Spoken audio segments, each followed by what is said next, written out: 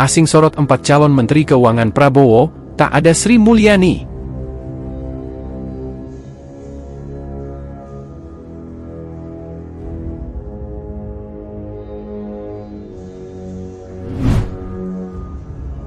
Sahabat bagi media asing menyoroti calon Menteri Keuangan, Menkeu, Prabowo Subianto.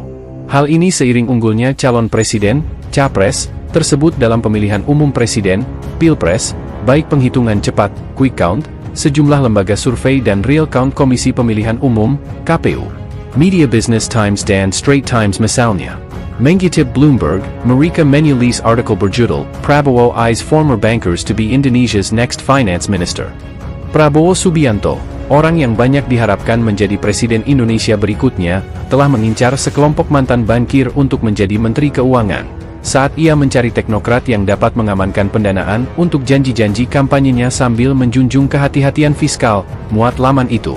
Dijelaskan 4 nama masuk ke dalam bursa, yakni Menteri Kesehatan Budi Gunadi Sadikin, Wakil Menteri Badan Usaha Milik Negara Kartika Wirjoatmojo, Ketua Regulator Keuangan Mahendra Siregar dan Direktur Utama Bank Negara Indonesia Royke Tumilaar. Pesaing potensial, menurut orang-orang yang mengetahui masalah tersebut, tambah media itu menyebut beberapa nama. Disebut media itu bahwa orang-orang ini dipandang paling cocok untuk peran Menkeu, terutama karena keahlian keuangan mereka serta kepemimpinan yang efektif. Mereka berpendapat bahwa kecil kemungkinannya Prabowo akan melibatkan posisi Menteri Keuangan dalam tawar-menawar politik apapun, karena ia menganggap jabatan tersebut di atas politik dan memerlukan kecerdikan dalam mengelola anggaran, tambahnya. Menteri Keuangan yang baru akan menggantikan Sri Mulyani Indrawati, satu-satunya perempuan yang pernah menjabat sejak kemerdekaan Indonesia pada tahun 1945, muatnya lagi. Sosok berusia 61 tahun ini mengarahkan perekonomian terbesar di Asia Tenggara ini melewati gejolak yang disebabkan oleh pandemi COVID-19, memulai monetisasi utang yang belum pernah terjadi sebelumnya untuk mendanai pengeluaran stimulus dan kemudian mengendalikan defisit anggaran kembali ke batas legal setahun lebih awal dari yang dijanjikan, menjelaskan perang Sri Mulyani lagi. Sahabat bagi media, dijabarkan pula sosok calon satu persatu. Bagaimana Budi Gunadi Sadikin, BGS, disebut telah banyak mendapat banyak pujian karena berhasil mengekang penyebaran COVID-19 di Indonesia dengan memanfaatkan jaringan internasional dan sumber daya dalam negeri untuk mengadakan tes dan vaksin.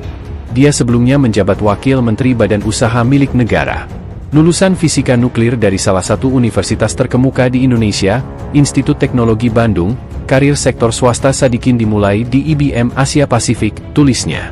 Dibuat pula bagaimana Royke Tumilaar memimpin Mandiri pada tahun 2019 hingga 2020 setelah menduduki berbagai posisi di berbagai departemen mulai dari wholesale, corporate banking, hingga manajemen aset.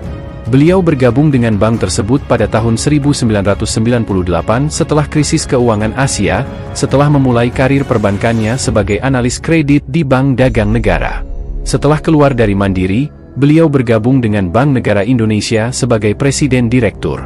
Pria berusia 59 tahun ini meraih gelar sarjana ekonomi dari Universitas Trisakti di Indonesia dan gelar master di bidang keuangan bisnis dari University of Technology Sydney, muatnya lagi. Profil Kartika Wirjoatmojo, Tiko, yang menggantikan BGS juga disebut. Bagaimana ia pernah menjadi kepala eksekutif lembaga penjamin simpanan dan juga memimpin pembiayaan infrastruktur Indonesia. Pada 2019, ia diangkat menjadi Wakil Menteri Badan Usaha Milik Negara. Pria berusia 50 tahun ini meraih gelar sarjana akuntansi dari universitas terkemuka di Indonesia, Universitas Indonesia, dan menerima gelar EMBA dari Erasmus University Rotterdam pada tahun 2001, muatnya.